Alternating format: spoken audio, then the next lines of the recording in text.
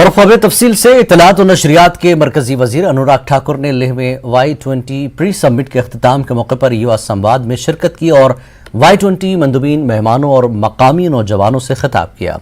इज्तिमा से खिताब करते हुए अनुराग ठाकुर ने कहा कि अब तक 41 शहरों में 100 G20 इजलास हो चुके हैं और अब तक 110 ममालिक के 12,000 से ज्यादा मंदुबीन G20 में शिरकत कर चुके हैं। उन्होंने कहा कि हमने हिंदुस्तान की 9 रियासतों और यूटीज में Y20 मीटिंग्स और मुशावरत का एहतमाम किया है। उन्होंने कहा कि हिंदुस्तान Y20 में नौजवानों की अब तक की सबसे बड़ी शिरकत को यकीनी बना रहा है। उन्होंने मंदुबीन पर जोर दिया कि वो आलमी मसाइल के हल के लिए भरपूर कोशिशें करें। लेकिन गुणगान करने से जहां ना रुके, ये अपने आप में ऐसी छाप लद्दाख से छोड़ी है। ये बहुत बड़ी बात है। नहीं तो इतना दूर आप देखिए, अर्जेंटीना, ब्राजील, मैक्सिको, दिल्ली तक पहुंचने में ही 24-24 घंटे कम से कम इनको लगते हैं। उसके बाद लद्दाख आना और फिर यहां पर 12,000 की फीट की हाइट पर आकर किसी कॉन्फ्रेंस में हिस्सा लेना और उसके बाद मुस्कुराते हुए चेहरे लेकर वापस आना, शानदार यादें लेकर जाना, बहुत कुछ कहता है जी। लोग यहाँ के रहन सहन, वाइल्ड लाइफ, जितने खूबसूरती लद्दाख के नेचर में है, लद्दाख के कल्चर में है, यही नेचर और कल्चर को हम साथ लेके लद्दाख के फ्यूचर ब्राइट करने का काम में यही डेलीगेट जो है इंटरनेशनल लेवल पे लद्दाख के एम्बेसडर बन के जाएंगे। हम भारत सरकार को आभार व्यक्त करना चाहते हैं और साथ ही साथ यहाँ के लेफ्टिनेंट गवर्नर महोदय के लीडरशिप में, यहाँ के प्रशासन ने, यहाँ के दोनों काउंसिल ने काफी इसमें एफर्ट डाल के इसको इंश्योर करने की कोशिश किया। हमसे जितना हो पाया, चाहे यहाँ के हर एक लेजन ऑफिसर से लेके गाड़ी ड्राइवर से लेके होटल के ऑर्गेनाइजर्स, सभी लोगों ने दिन रात लगा के इस इवेंट को इतना सक्सेसफुल करने का हमें सौभाग्य प्राप्त हुआ। I'm glad to be here and to represent my organization and my country as well, because in my track, which is a peace building and reconciliation, we talked about so many things, and I was honored to be part of that speech. और हम लोग जब बात कर रहे हैं technical sessions की, तो 5 जो हमारी थीम्स हैं, यानी कि peace building and reconciliation, ushering in an era of no war, Future of Work Industry 4.0 Innovation and 21st Century Skills, Health, Wellbeing and Sports, an Agenda for Youth, Shared Future Youth in Democracy and Governance, एवं Climate Change and Disaster Risk Reduction, Making Sustainability a Way of Life। इन सभी 5 थीमों पर parallel ही negotiations चल रहे हैं। सभी देशों के प्रतिनिधि इन सब थीमों पर आए हैं, एक प्रतिनिधि हर थीम के लिए है, और 5 अलग अलग जगहों पर पैरेलली इन सभी थीम्स के ऊपर डिस्कशन चल रहे हैं। यूनियन मिनिस्टर अनुराग ठाकुर आए और युवा संवाद में उन्होंने पार्टिसिपेट किया और जितने भी Y20 डेलीगेट्स, चाहे गेस्ट और लोकल्स हैं, उनके साथ उन्होंने इंटरैक्शन की और उनके जो भी क्वेश्चंस थे उनको भी उन्होंने आंसर दिए। और सभा को संबोधित करते हुए उन्होंने कहा है कि Y20 के जो थीम्स है वो मेन 5 थीम्स है, जिससे कि future of work industry 4.0 in innovation, climate change and disaster risk reduction, piece building and reconciliation, youth in democracy and governance, और 5वां थीम है हेल्थ, फिटनेस एंड स्पोर्ट्स। और उन्होंने जो यूथ के रोल है उनको भी सराहा है। और साथ ही साथ हमने जो टेक्निकल डिस्कशन हुआ था सुबह ग्रैंड ड्रैगन होटल में, वहाँ पर उसको लेकर भी हमने जो डेलीगेट से भी बात की। उन्होंने कहा कि जो ये सेशन है वो काफ़ी कामयाब रहा है और एक फ्रूटफुल रिजल्ट रहा है। कैमरामैन निसार हुसैन के साथ मैं जिगमेट, न्यूज़ 18 लद्दाख के लिए ले से। मरकजी वज़ीर बराए इत्तलात व नशरियात अनुराग ठाकुर ने Y20 प्री समिट पर प्रेस ब्रीफिंग दी। मीडिया ब्रीफिंग के दौरान लद्दाख से मेंबर पार्लियामेंट जिम्यांग सिरिंग नामग्याल, स्वागत विश्वास divisional commissioner Ladakh, Pankaj Kumar Singh director youth affairs, Manish Gautam director PIB और अनमोल सहित Y20 चेयरमैन मौजूद थे। अनुराग ठाकुर ने इस दौरान नाम लिए बिना पाकिस्तान पर जमकर हमला बोला। उन्होंने कहा कि लेह में Y20 की कामयाबी से किसी को दर्द तो जरूर हुआ है। ठाकुर ने कहा कि जब से Y20 का ऐलान हुआ तब से ही इस सिलसिले में गलत बयानी और गुमराह करने का सिलसिला जारी है, पर दुनिया ने देखा कि हमने उसे कामयाबी के साथ अंजाम दिया।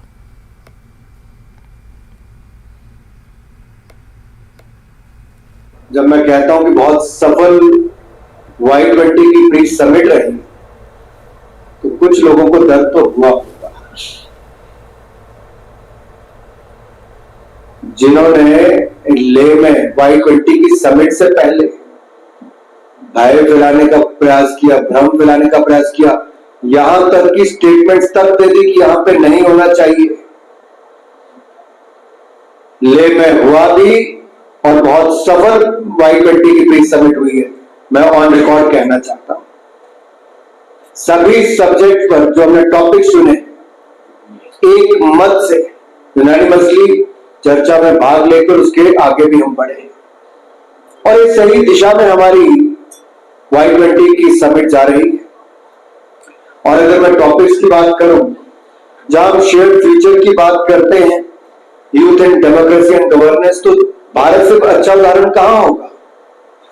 दुनिया की सबसे बड़ी युवा आबादी वाला देश और युवाओं की भूमिका जैसे स्टार्टअप इकोसिस्टम से लेके एंटरप्रेन्योरशिप से लेके दुनिया भर की बड़ी कंपनीज में हमारी जो लीडरशिप मिली है, लेकिन जो चैलेंजेस भविष्य के हैं, फ्यूचर स्किल्स 4.0, उसको लेके क्या करना है। कोविड के समय भी जो चुनौतियां आई, रीस्किल, अपग्रेड योर स्किल्स, उसको लेके क्या, तो उसमें बहुत अच्छे सुझाव आए हैं। राजौरी पुलिस ने एटीएम कार्ड चोरी करने और धोखे से पैसे निकालने वाले बदनाम जमाना मुजरिम को गिरफ्तार कर लिया है। उसके कब्जे से कई एटीएम कार्ड और पैसे भी जब्त किए गए। इसकी शनाख्त रिजवान की हैसियत से की गई है। वो एटीएम कार्ड की चोरी और धोखेबाजी के कई मामलों में मुलविस था। जांच के दौरान ये बात सामने आई कि मुलजिम मुनशियात का आदी है। अपनी ज़रूरत को पूरा करने के लिए वो कार्ड चोरी करने, कार्ड बदलने और लोगों की मदद करने के बहाने धोखा दिया करता था। वो अब तक 1 दर्जन से ज्यादा लोगों को ठग चुका था।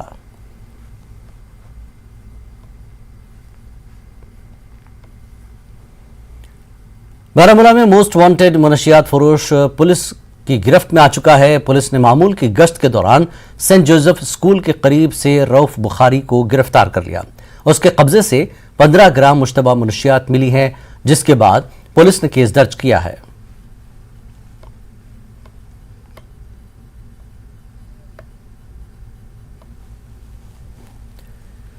जम्मू श्रीनगर कौमी शाहराह पर शाबनबास व शेर बीबी के पास में भारी मिट्टी के तोदे गिरने से ट्रैफिक की आमदरफ्त मुतासर रही थी। ताहम ट्रैफिक पुलिस ने शाहराह पर ट्रैफिक को चलने की इजाजत दे दी है। ट्रैफिक प्लान के मुताबिक आज जम्मू श्रीनगर कौमी शाहराह पर मुसाफिर बरदार व निजी गाड़ियों को 2 तरफा चलने की इजाजत है। वहीं बाद दोपहर को मौसम और सड़क के हालात बेहतर होने पर मालबरदार गाड़ियों को वादी से जम्मू की जानिब चलने की इजाजत होगी।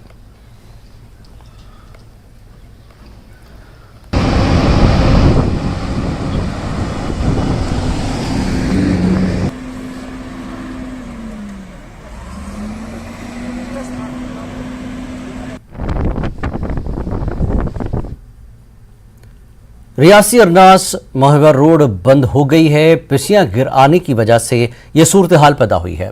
महवर के करीब मलाई मोड़ पर सड़क पर भारी मलबा गिरा है। हालांकि सड़क को काबिल आमदरफ्त बनाने के काम शुरू हो चुके हैं, लेकिन सड़क खुलने में वक्त लग सकता है।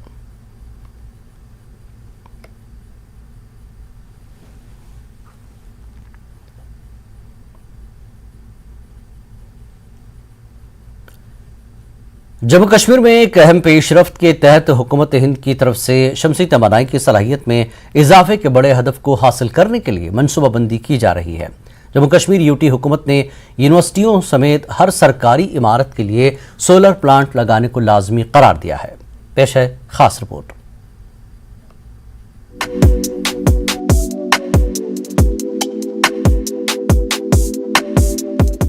जम्मू कश्मीर के लिए रूफटॉप सोलर स्कीम को इंतजामी काउंसिल की मंजूरी के बाद चंद महीनों में बेमिसाल रद्द-ए-अमल मिला है। इस इकदाम को आगे बढ़ाते हुए अब हर सरकारी इमारत के लिए Jammu Kashmir solar city plan के तहत ग्रिड से टाइड रूफटॉप सोलर प्लांट्स को नस्ब करना लाजमी हो गया है। यहाँ तक कि जम्मू और कश्मीर दोनों खितों की यूनिवर्सिटियों ने अपनी छतों पर सोलर प्लांट्स लगाने के बाद एक बड़ी तब्दीली का मुशाहिदा किया है। इस स्कीम के तहत Jammu Kashmir energy development agency जगह की फराहमी के बाद इस सोलर प्लांट को मुफ्त में नस्ब करेगी। इसका एक ये मकसद है कि नॉर्मली अगर आप देखेंगे कि गवर्नमेंट डिपार्टमेंट के हमेशा बिजली बिल जो है वो पेंडिंग रहती है विद द डिस्कॉम, सालों भर पेंडिंग रहती है। और दूसरा जो है गवर्नमेंट का टैरिफ ज़्यादा होता है in comparison to domestic sector. Domestic sector में जहाँ 3 रुपये का टैरिफ है, वहीं पे गवर्नमेंट सेक्टर में 5.5-6 रुपये का बिजली का बिल है।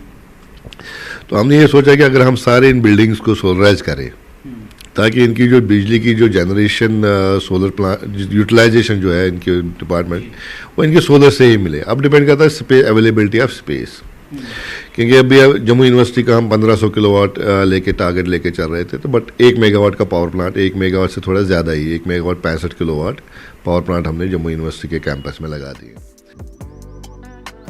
जम्मू शहर के मुख्तलिफ हिस्सों में रिहायशी इमारतों पर तकरीबन 5 मेगावाट की सलाहियत पहले ही नस्ब की जा चुकी है और लोगों की दिलचस्पी को मद्देनजर रखते हुए 200 मेगावाट की तनसीब का हदफ रखा गया है और आने वाले दिनों में सिर्फ जम्मू यूनिवर्सिटी ही सोलर प्लांट से 1.5 मेगावाट बिजली पैदा कर सकेगी।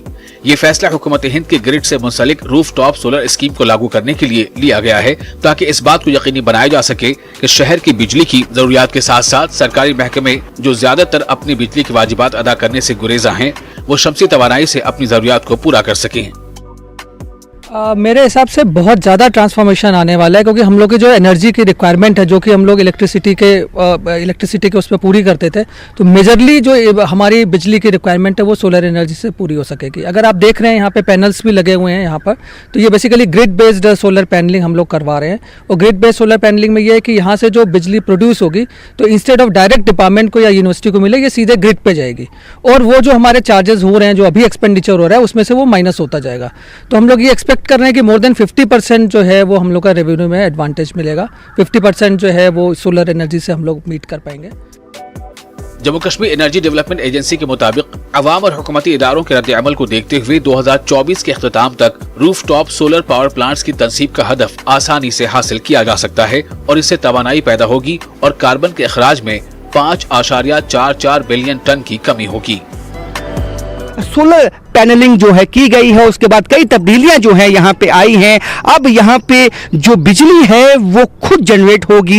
यही कमोवेश सभी जो गवर्नमेंट बिल्डिंग्स हैं वहाँ पे कुछ आने वाले दिनों में देखने को मिलेगा। और या जैसे कि एलजी मनोहर सिन्हा ने भी काफ़ी बल दिया है कि हमें अब वापस सोलर प्लांट ज़्यादा से ज़्यादा लगाने हैं, उसमें अब तेज़ी आ गई है और इसी तेज़ी के चलते अब कई छतों पर हम सोलर प्लांट जम्मू में देख सकते हैं। और जिस छत पर मैं खड़ा हूँ, ये एक शुरुआत है जम्मू यूनिवर्सिटी की।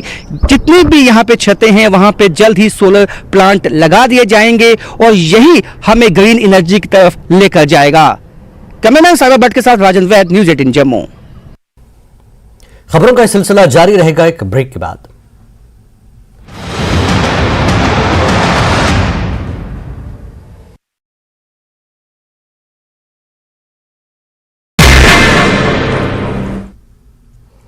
नमस्कार, धार भी रफ्तार भी में आपका बहुत स्वागत करते हैं। मैं हूं आपके साथ हिना जुबैर। शुरुआत करेंगे अहम खबरों के साथ।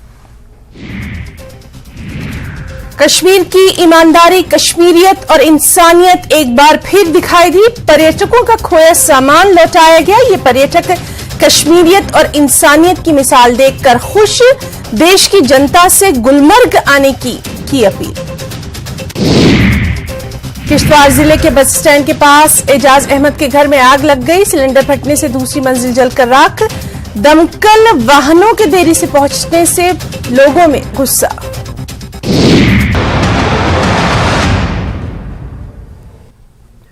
दोबारा आपका स्वागत है। Joint director central school education Kashmir Rauf Rahman ने आज खबरदार किया कि कई एक बड़े प्राइवेट स्कूल उनके रडार पर हैं, क्योंकि इन स्कूलों के खिलाफ बच्चों के वालिदैन की शिकायत मुसलसल मौसूल हो रही है। उनका कहना था कि कौमी तालीमी पॉलिसी और सरकारी गाइडलाइंस की खिलाफ वर्जी में मुलविस स्कूलों के खिलाफ कार्रवाई से किसी किस्म का गुरेज नहीं किया जाएगा। ताहम उन्होंने वालिदैन से कहा कि वो शिकायत के साथ साथ ठोस सबूत पेश करें ताकि उनकी शिकायत पर कार्रवाई अमल में लाई जा सके। ज्वाइंट डायरेक्टर का मजीद कहना था कि तालीमी पॉलिसी को अमलाने को लेकर कोई समझौता नहीं किया जाएगा और न ही किसी को सरकारी अहकामात की खिलाफ वर्जी करने की इजाजत दी जाएगी। Schools which are on my radar, उसमें डीपीएस बड़गाम है, डीपीएस श्रीनगर है, बिस्को है, बुरनाल है।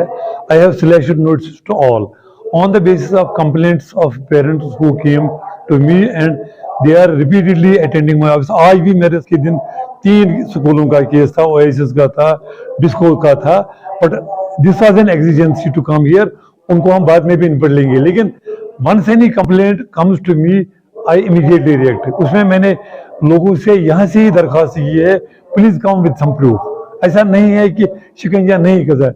We have ample powers to close down any school which does not fall in line or which does not carry on the mission of the government. क्योंकि national education policy में they have an equal role to play.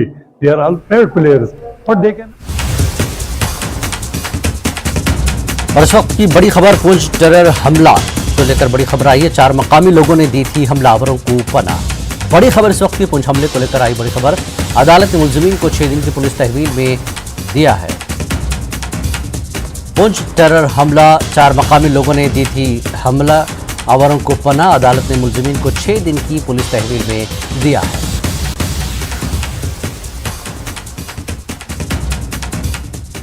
और इस वक्त हमारे साथ senior editor Tejinder Singh Sodhi खुद जुड़ चुके हैं।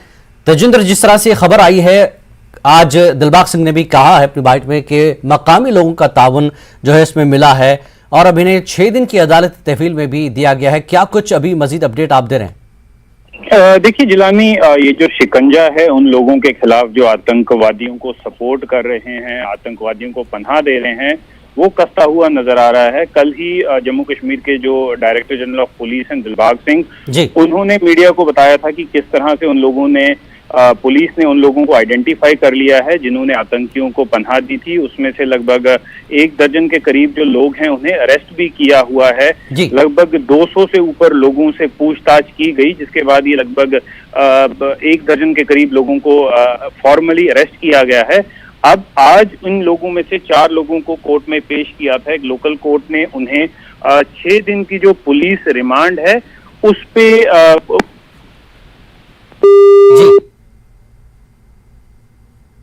हेलो। तो पुंछ टेरर हमले में 4 मकामी लोगों ने दी थी हमलावरों को पनाह। अदालत ने मुलजिमीन को 6 दिन की पुलिस तहवील में दिया है। बड़ी खबर इस वक्त की, लगातार यही कहा जा रहा था कि जिस तरह से हमला अंजाम दिया गया है मकामी ताउन के बगैर नामुमकिन था। जिस तरह से आज दिलबाग सिंह ने भी कहा कि मकामी लोगों का इसमें हाथ है। ऐसे में कई लोगों की कुछ गिरफ्तारी हुई है, जिसमें से कुछ लोगों से पूछताछ हुई। ऐसे में अब जैसा कि बताया गया है कि 4 जो मकामी लोग थे उन्होंने हमलावरों को पनाह दी थी, उन्हें गिरफ्तार किया गया और 6 दिन की पुलिस तहवील में उन्हें दिया गया है। मजीद जो है पूछताछ होगी। बड़ी तादाद में लोगों को, मकामी लोगों को गिरफ्तार किया गया है। एक बार फिर जुड़ते हैं, तेजिंदर हमारे साथ जुड़ चुके हैं। तेजिंदर, जिस तरह से आपने कहा कि ये लगातार ये कहा जा रहा था कि बगैर मकामी सपोर्ट के इतनी बड़ी कार्रवाई अंजाम नहीं दी जा सकती। पुलिस का शक, फोर्सेस का शक सही निकला और गिरफ्तारियां हुई हैं। और कहां तक इसके तार जुड़ते नजर आ रहे हैं तेजिंदर? देखिए, ये जो आतंकी हमला है इसके तार तो बिल्कुल पाकिस्तान से जुड़े हुए हैं, उसमें कोई दो राय नहीं है, कोई शक नहीं है जी। ये सारा आतंकी हमले की जो प्लानिंग थी वो पाकिस्तान से हुई थी। कैसे वहां से ये जो आतंकी आए हैं, और ये भी बात सामने आई थी कि जो डांगरी गांव जो रजौरी में है, जहां पर आतंकी हमला हुआ था इस साल की शुरुआत में, जिसमें 7 बेगुनाह सिविलियंस को आतंकवादियों ने मार दिया था। ये जो आतंकी हमला था ये उन्हीं आतंकियों ने किया था। इस बात की भी जो पुष्टि है वो पुलिस को मिल चुकी है। लेकिन रही बात आगे की कार्रवाई की, देखिए अभी जो है कानूनी कार्रवाई शुरू की गई है। इन लोगों को, जो जिन लोगों ने लॉजिस्टिक सपोर्ट, खाने की मदद, पनाह दी इन आतंकवादियों को, उन्हें पहचान लिया गया है, उन्हें हिरासत में ले लिया गया है, अरेस्ट कर लिया गया है। 6 दिन की इवन कोर्ट ने उनको पुलिस की जो रिमांड है वो दे दी है। अब आगे आने वाले टाइम में ये देखना रहेगा कि जो आतंकी एक्चुअली इस आतंकवादी घटना में शामिल थे, जिन्होंने हमारे जवानों को शहीद किया गया, उन्हें कितनी देर में आइडेंटिफाई करके उन्हें न्यूट्रलाइज किया जाएगा। हालांकि एफर्ट जो हैं वो ऑलरेडी ऑन है, सिक्योरिटी फोर्सेस द्वारा ऑपरेशन जो है वो लगातार चलाया जा रहा है। उन आतंकवादियों की जो लोकेशन है उसे आइडेंटिफाई करके उन्हें मौत के घाट उतारने का ऑपरेशन लगातार बदस्तूर जो है वो जारी है। जी जिलानी जी। तेजिंदर, जिस तरह से कहा गया था, दिलबाग सिंह ने भी कहा कि अभी 8 से 9 जो है ऐसे लोग हैं जो अभी मौजूद हैं, सरगर्म हैं हमारे कश्मीर में। तो क्या उन्हीं में से ये लोग हो सकते हैं, उनकी शनाख्त हो पाएगी बहुत जल्द? देखिए जिलानी, जो दिलबाग सिंह ने जिन 6 से 7 लोगों की बात की थी, वो लोग जम्मू रीजन में उन्होंने कहा है कि पुंछ और रजौरी में जो हैं वो एक्टिव हैं, और हाँ, ये इस बात का बिल्कुल शक जताया जा रहा है सिक्योरिटी एजेंसीज द्वारा कि ये जो लोग पाकिस्तान से आए हुए हैं, पाकिस्तान ऑक्यूपाइड कश्मीर से आए हुए हैं आतंकवादी घटनाओं को अंजाम देने के लिए, वही लोग जो हैं वो मुलविस हैं इस आतंकी घटना में। वही लोग जो हैं वो एक्टिव हैं पुंछ रजौरी एरिया में, जहां पर ये लगातार आतंकी घटनाओं को अंजाम दे रहे हैं। जी जिलानी जी, पाकिस्तान एक बार फिर बेनकाब हुआ है। जिस तरह से ये सारे सबूत लगातार एक एक करके सामने आ रहे हैं, अब ऐसे में पाकिस्तान के लिए कोई रास्ता नहीं बचता कि वो नकारे इन चीजों को, क्योंकि जिस तरह की कार्रवाइयां वो ड्रोन से मुनशियात भेजना, ड्रोन से हथियार भेजना और लोगों तक पहुंचाना और मकामी लोगों से सपोर्ट हासिल करना, ये जो सिलसिला है, कड़ियां जुड़ती जा रही हैं। पाकिस्तान के सामने इनकार करने का कोई रास्ता नहीं है इन चीजों को लेकर। पाकिस्तान का जो रोल है जम्मू कश्मीर में, भारत के अलग अलग इलाकों में आतंक फैलाने का, वो जग जाहिर है। वो कोई ऐसी बात नहीं है जो किसी से छुपी हुई है। इवन ग्लोबल कम्युनिटी भी ये मानती है कि पाकिस्तान जो है वो मदरशिप है आतंकवाद की, जहां से आतंकवाद ब्रीड होता है। और कई, सिर्फ हिंदुस्तान ही नहीं, कई ऐसे मुल्क जो हैं जिनमें आप देख लीजिए, चाहे अमेरिका तक जो है पाकिस्तानी आतंकी जो हैं वो जाते हैं। ईरान पाकिस्तान द्वारा भेजे गए आतंकवादियों का शिकार है। पाकिस्तान के साथ अफगानिस्तान भी पाकिस्तान के द्वारा भेजे गए आतंकवाद का शिकार है। तो पाकिस्तान जो है वो, उसका जो मुद्दा और मकसद पाकिस्तान का यही है कि अपने पड़ोस में जितने भी मुल्क हैं उनमें हालात खराब किए जाएं, उनमें इंस्टेबिलिटी फैलाई जाए। जिस तरह पाकिस्तान खुद हाशिए के कगार पे है, जहां पर पाकिस्तान के लोगों के लिए खाने के निवाले मिलना मुश्किल हो रहा है, लोग आटे दाल के लिए एक दूसरे का कत्ल कर रहे हैं। तो पाकिस्तान नहीं चाहता कि उसके पड़ोसी मुल्क जैसे भारत हो, जिसे G20 की सरबराही मिली है, SCO की सरबराही मिली है, तो पाकिस्तान ये चीज कहीं हजम नहीं कर पा रहा। क्योंकि अब देखिए 1947 में दोनों मुल्कों का, हिंदुस्तान का बंटवारा होके दो मुल्क बने। एक मुल्क के जो साइंसदान है वो चांद तक पहुंच गए, एक मुल्क के जो साइंसदान है उन्होंने मार्स तक अपने जो इक्विपमेंट है वो भेज दिए। और दूसरी तरफ पाकिस्तान है जहां पर लोग आटे दाल के लिए लड़ रहे हैं, जिन्हें खाने के लिए 2 वक्त की रोटी नहीं मिल रही है। तो कहीं ना कहीं पाकिस्तान इस चीज को लेकर बिल्कुल चाहता है कि हिंदुस्तान में हालात खराब रहें, हिंदुस्तान अपने जो रिसोर्सेज हैं अपने हालात को ठीक करने में लगाए। तो ये पाकिस्तान की एक नापाक चाल है। लेकिन भारत में रहने वाले जो लोग हैं, भारत की सरकारें जो हैं, वो पाकिस्तान को टाइम टू टाइम जो मुंह तोड़ जवाब हर शक्ल में दे रहे हैं। ये जो पुंछ का आतंकी हमला हुआ है, जिसमें बिल्कुल जग जाहिर है कि पाकिस्तान का रोल था, पाकिस्तान का हाथ था, वो भी उसे उस बात का सबक जो है वो कहीं ना कहीं किसी न किसी तरीके से सिखाया जाएगा। और ये जो आतंकी पाकिस्तान से आए हैं, ये सिर्फ समय की बात है कि इन्हें जल्द से जल्द न्यूट्रलाइज कर दिया जाएगा। जी जिलानी बिल्कुल, बहुत बहुत शुक्रिया तेजिंदर सिंह इस बातचीत के लिए। तो बहरहाल सीधे तौर पर ये क्लियर हो चुका है, 4 मकामी जो लोग थे उन्होंने हमलावरों को पनाह दी थी, उनके रहने का इंतजाम किया था। अब 6 दिन की पुलिस तहवील में इन्हें दिया गया है। और पाकिस्तान का जो मामला है, लगातार इस तरह की गतिविधियों के लिए वो मशहूर है हिंदुस्तान के साथ। वो कभी बेहतर ताल्लुकात ज़बानी तो करता है लेकिन कह नहीं पाता। तो ऐसे में चेहरा बेनकाब हुआ है पाकिस्तान का। आतंकियों ने पुंछ हमले को लेकर ये सारी चीजें की। एक और अहम खबर, राजौरी में सड़क हादसा, 2 फौजी जवानों की मौत की खबर, 3 जवानों की हालत नाजुक। केरी सेक्टर की करीब हादसा, चट्टी बेकरी डोंगा नाला इलाके में यह हादसा हुआ है। बड़ी खबर इस वक्त की एक और आपको बता दें, राजौरी में एक सड़क हादसा हुआ है, 2 फौजी जवानों की जो है मौत की खबर है, 3 जवानों की हालत नाजुक है। केरी सेक्टर के करीब हादसा हुआ है, चट्टी बेकरी डोंगा नाला इलाके में यह हादसा हुआ है।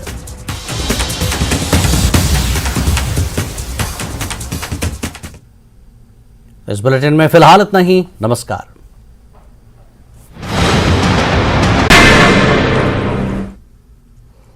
नमस्कार, धार भी रफ्तार भी में आपका बहुत स्वागत